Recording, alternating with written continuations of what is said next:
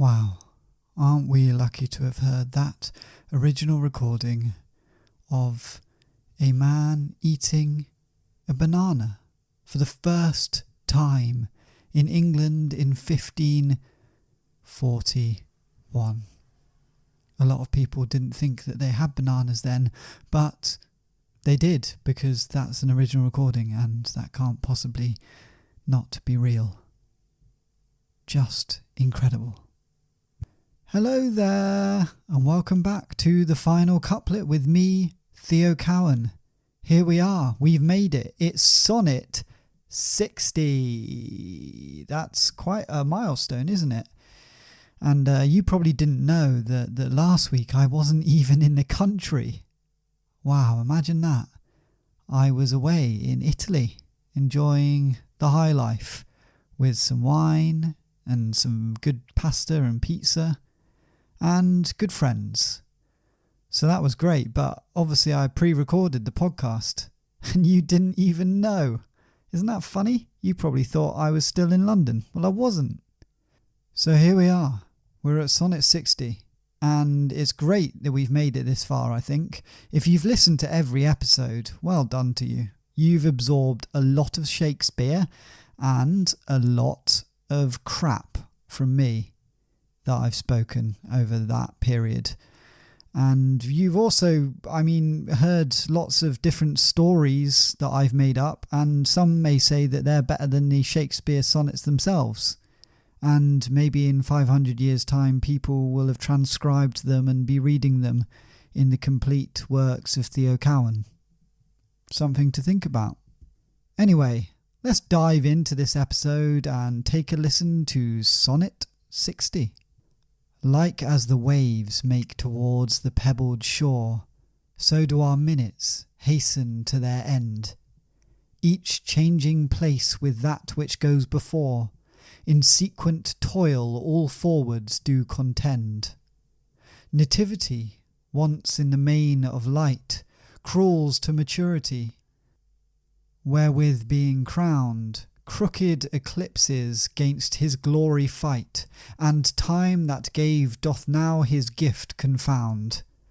Time doth transfix the flourish set on youth, and delves the parallels in beauty's brow, feeds on the rarities of nature's truth, and nothing stands but for his scythe to mow.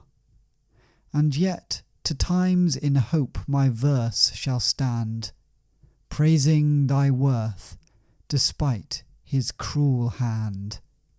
Wow, okay, so we're back to one of these, and we've had sonnets kind of like this in the past, where Shakespeare's saying, old age is upon us all, and we grow uglier and wrinkled, and that sucks, and time will always be passing and we will always be aging.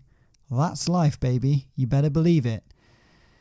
But silver lining, my verses, Shakespeare's verses, will live on and will survive you, the recipient of the poem, so everyone will know just how amazing you are through the verses that Shakespeare wrote. Again, it's sort of arrogant, dare I say, to think that you're, or maybe it's just, I'm just very English in this way. I feel like the Americans, if you're American, this is going to be some praise for you. So get ready, open your ears. The Americans are pretty good at sort of positive thinking, I feel, and bigging themselves up and thinking, you know what? Yeah, I am good. I am good at that, and my poetry will survive many, many hundreds of years. So maybe Shakespeare was sort of not really English. Maybe he wasn't English. Hey, there's an idea. Because this sort of way of writing doesn't seem English to me. We English are usually pretty pessimistic people. Maybe he'd learnt to sort of manifest and was practicing positive thinking back then. Who's to say? He'd listened to a few podcasts or had the app Headspace or something. I don't know. Anyway, let's dive into this line by line and work out what the hell Shakespeare was going on about in Sonnet 60. So we start with, like as the waves make towards the pebbled shore, so do our minutes hasten to their end. So that's pretty basic really, as waves move towards the shore, you know, they're slowly reaching the shore, so do the minutes we have in our life hasten towards their end. So he's using the waves as imagery for aging. And it's nice imagery because it is slowly, isn't it? When you watch waves sort of come in and you watch as slowly the water comes in, the tide comes in. It isn't an abrupt thing. It is quite slow and gradual, and you can't really measure it. And I think that's actually a very nice imagery for aging. Each changing place with that which goes before, in sequent toil all forwards do contend. So again, you know, each moment that passes is taken by a new moment, constantly moving forwards, working to move forwards, much like the waves making their way to the pebbled shore. Nativity, once in the main of light, crawls to maturity, wherewith being crowned, crooked eclipses gainst his glory fight. So here I think he's saying everything that has been born is crawling its way to maturity. So from birth, you're crawling towards death, essentially. And you will face obstacles to achieve glory, right? It's not going to be easy. The path ain't easy, baby. You better believe it. And time that gave doth now his gift confound. So time, which gives everything, now destroys his own gift. Time has given life, of course, because without time we'd just be stood still, but also, in the same breath, time takes life away, because, again, as time moves on, we are aging and we are slowly crawling towards death. Time doth transfix the flourish set on youth and delves the parallels in beauty's brow. Oh yeah, I really like this line. I think it's a lovely way of putting this. Quite horrible, but a nice way of putting it. So here he's saying time destroys the beauty of youth, essentially, and it puts lines in your forehead, so wrinkles. But obviously he's saying it better than how I just said it. Delves the parallels in beauty's brow. Delves the parallels. Hell of a way of saying wrinkles, isn't it?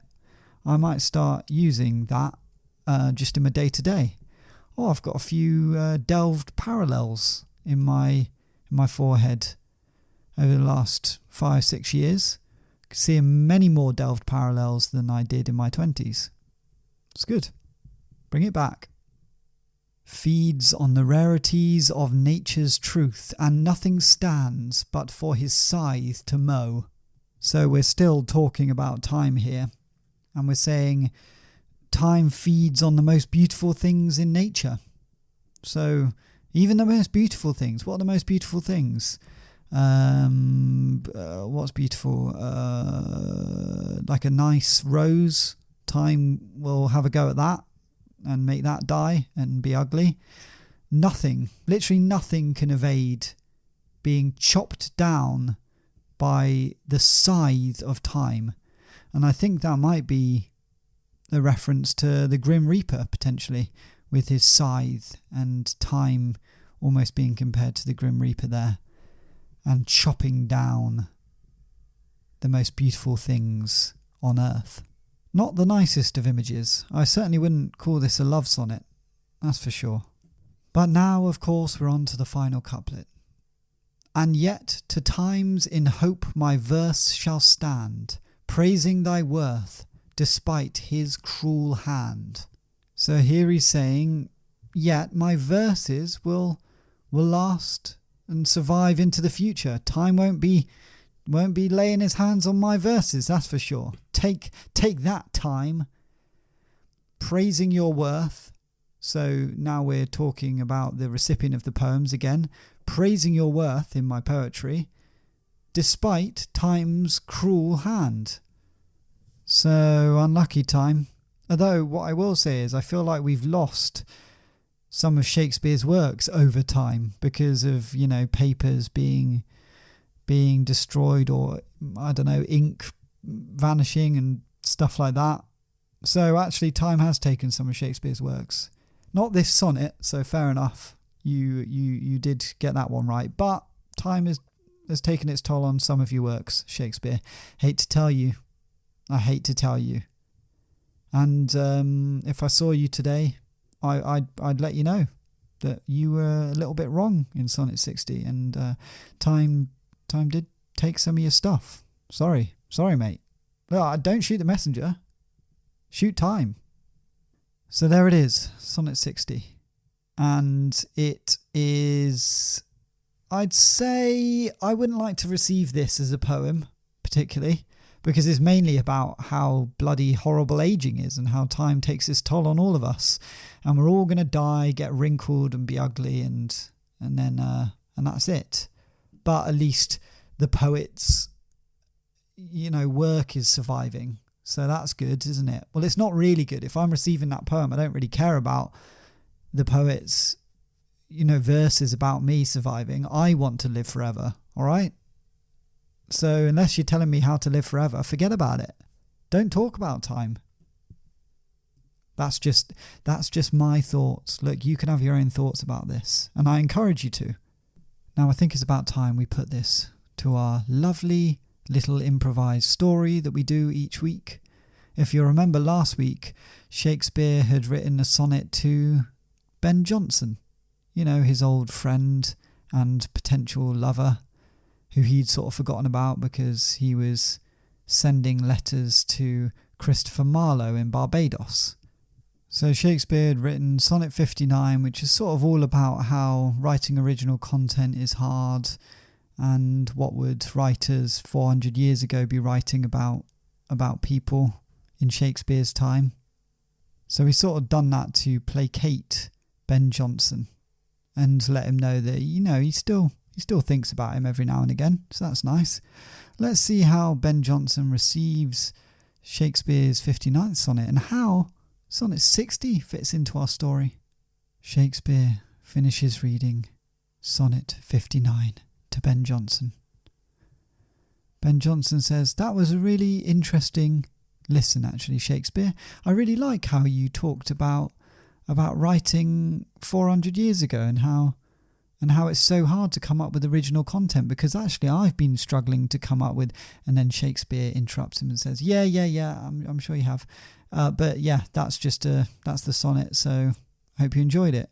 And Ben Jonson says, well, yeah, I'd actually quite like to talk about how hard it is to come up with original content now, it's really difficult. And Shakespeare says, yeah, you can talk about that to whoever, but not me. I've sort of just writ this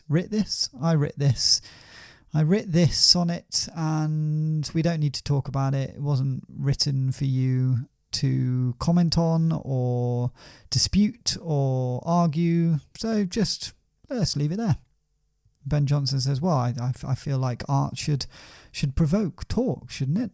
And Shakespeare says, well, sometimes, but this one wasn't for you to talk about, so just accept it. All right. And Ben Jonson breathes a long sigh. Classic, arrogant Shakespeare, he thought to himself. Why the hell do I hang out with this guy? So, with a tip of the hat, he said, well, thanks, Shakespeare. I'll see you soon. Ta-ra. And off he trotted into the night. Shakespeare thought to himself, I feel like I've mended my friendship with Ben Jonson there, and maybe he still fancies me a little bit. It's always nice to be fancied, of course. He sits for a while in silence, the clock ticking in the background. Yep, he had a nice new big clock in his kitchen. And with every tick, he thought about his existence. He thought about the time that was passing and how Every minute he was aging. Just yesterday he'd looked at himself in the mirror and realised that he'd had a few more wrinkles than he'd had the last time he looked in the mirror. I mean, the last time he had looked in the mirror was 10 years ago, so obviously that was going to be the case. But it shocked him, and it saddened him. And he thought to himself, how are people going to remember me? There will be no evidence of me after I die. Apart from, of course, my writing. But all of that is dedicated to other people. And actually, I should have some writing that's dedicated to me, really. Why has no one written stuff about me, for me, to remember me? He stomped his little foot on the ground with indignation. And then suddenly he thought, you know what? I'm going to write a sonnet to myself. No one need know that it's to myself, but it shall be to me, and about how I shall live on beyond my death. And I shall call this Sonnet 60. He quickly ran upstairs to his little writing desk and scrawled down Sonnet 60 with all his thoughts about time and death and living on. A few hours later he returned to the empty kitchen, and he said, well, dear Shakespeare, here is a poem I have written for you. And then he turned and said to himself, why, thank you, Shakespeare. It is an honour to receive it. And then he turned around and said to himself again, I shall read you now the beautiful, the amazing, the perfectly written Sonnet 60 which will immortalise you forever. And then Shakespeare said to himself again, why, thank you very much, Shakespeare. I'm ready to hear it with open ears.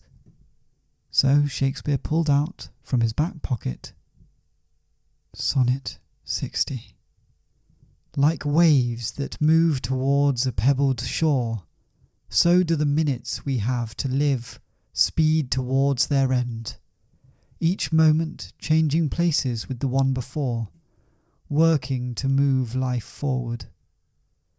Everything that has been born crawls its way to maturity, where it faces obstacles to achieve glory. Time, which gives everything, now destroys its own gift. Time destroys the beauty of youth, putting horrible lines in your forehead. Time feeds on the most beautiful things in nature. Nothing can evade being chopped down by its scythe. And yet, my poems will last into the future, praising you, despite time's cruel hand. So there we are, Sonnet 60, and Shakespeare has finally written a poem for himself. I'm actually quite surprised it took him this long, to be honest, because he does love himself so much. But I'll tell you what, I'm starting to think about Christopher Marlowe in Barbados. What's going on with him? Hopefully next week we can find out a bit more. Until then, bye!